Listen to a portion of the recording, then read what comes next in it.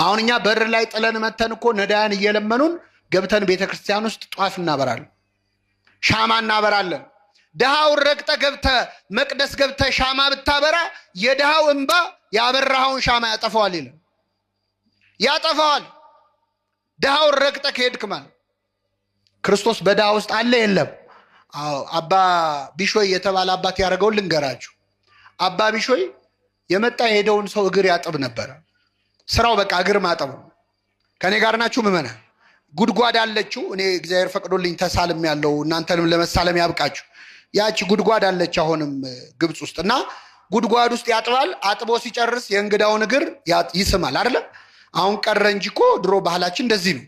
እግር ይታጠባል፣ ከዛ ምን ይላል? ይሳማል። ከዛ አንድ ቀን እግር አጥቦ የሚስመው ቢሾይ አንድ ቀን እግር አጠበና የሆነን ሰውዬ እግሩን ሳመው። ከኔ ጋር ናችሁ? እግሩን ሲስመው እግሩ ላይ በሚስማር የተበሳ ነገር አየ። እግሩ ተቸንክሯል። ማን ነው ማለት ነው? ቀና ብሎ ሲያየው ክርስቶስ ነው። ከዛ ሰገደለት፣ ክርስቶስ ተሰወረ። ስለዚህ ያን ቀን እግሩን ያጠበው የማንን እግር ነው? ደስ አለው። የክርስቶስን እግር እጣቢ ብታገኙ ምን ታረጉታላችሁ? በቃ ጠጣዋለሁ ብሎ ሊጠጣ ጀመረ። ከዛ ደቀ መዝሙሩ ሲመጣ እግር እጣቢ እየጠጣዩ ዘገነ ነው። ጭራሽ ብለብለ እግር እጣቢ መጠጣት ጀመርካ? ና ጠጣ አለው። ኧረ ዞር በል ላንተም ቀፎኛል አለ። ተው ጠጣ። በሶስተኛው እምቢ ሲለው ጌታዬን አጠብኩት የእሱን እግር እጣቢ ነው አለው። ኧረ አምጣው ልጠጣ ሲል እጣቢው በኖ ተኖ ጠፋ። ከዛ መነኮሳቱ ሰሙ። እንዲህ አባ ቢሾይ እግር አጠበ የክርስቶስን ለእኛ የሚገለጥልን ብለው መጥተው ተሰብስበው ነገሩት። ቅዱሳን የዋህ ናቸው፣ ምቀኝነት የለባቸውም። ደረቱን እየደቃ ለእኔ ለኃጢአተኛው ታይተ ለእነዚህ ለመነኮሳት ለምን ለማትታያቸው? ጌታ ሆይ ተገለጽ አለ። ጌታችን ተገለጸና እሁድ ጠዋት ተራራ ጫፍ ላይ ወጥተው ይጠብቁኝ ይገለጽላቸዋለሁ። ታጥበው ታጥነው ተዘጋጅተው በጠዋት ተነስተው እሁድ ከቅዳሴ መልስ ተራራ መውጣት ጀመሩ። ማንን ሊያዩ? ክርስቶስ። ከዛ እየወጡ እያለ አንድ ነዳይ ቁስል በቁስል የሆነ ድሃ እባካችሁ እኔም ከፈወሰኝ ጌታ የለው ይዛችሁኝ ውጡአል። ኧረ ተው ይህን ተራራ እኛ ራሳችንን መውጣት ከብዶናል፣ ጭራሽ አንተን ተሸክምንም አይሆንም፣ ዞር በላሉ። አባ ቢሾይ ሲያየው ይህ ድውይ እያለቀሰ ነው፣ ጌታ ቢያገኘው ይፈውሰዋል አለና ና በቃ ብሎ በትከሻው አዘለው ማለት እንኮኮ አድርጎ ይዞ ተራራውን መውጣት ጀመረ። ከኔ ጋር ናችሁ? ሲወጣ የሰውየው ክብደት እየጨመረ መጣ።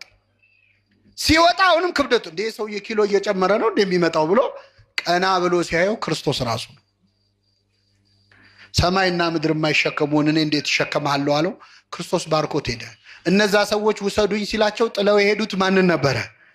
ክርስቶስን ነበር። ክርስቶስን ከፈለጋችሁ ቤተክርስቲያን በር ላይ ካሉት ነዳያን አንዱ ሆኖ ታገኙታላችሁ። እሱን ረግጠን ወጥተን ነው እዚህ ማረን የምንለው። ለዚህ ነው ቅዱስ ዮሐንስ አፈወርቅ መቅደሱን በእንቁ በጌጥ በወርቅ ታስጌጣላችሁ፣ ክርስቶስ ግን እርቃኑን ሆኖ አይታችሁ ረግጣችሁ ታልፋላችሁ። ድሃው ሲለምን ጥለው ስታልፍ ክርስቶስንም አንተ ስትለምነው አልፎ እንደሚሄድ ወቅ ይላል።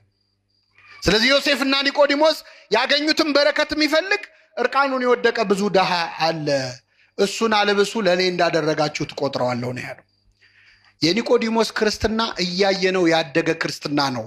ነቢየ እግዚአብሔር ዳዊት የሕግ መምህር በሉ እስኪ በረከት ይሰጣል። አዎ ኒቆዲሞስ መምህረ ሕግ ነው፣ የሕግ መምህር ነው። በረከትን ይስጠለሁላችሁ።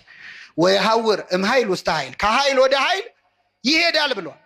መጀመሪያ ፈሪ ነበር፣ ቀጥሎ ፈራ ተባ ብሎ ስለ ክርስቶስ መሰከረ። በመጨረሻ ግን ጌታውን እስከ መገነዝ እስከ ሰማዕትነት በቃ። ክርስትናችን እንደ ኒቆዲሞስ የሚያድግ ይሁንልን። የኒቆዲሞስን በረከት ያሳድርብን። የሰማነውን በልቡናችን ጽላት ይጻፍልን።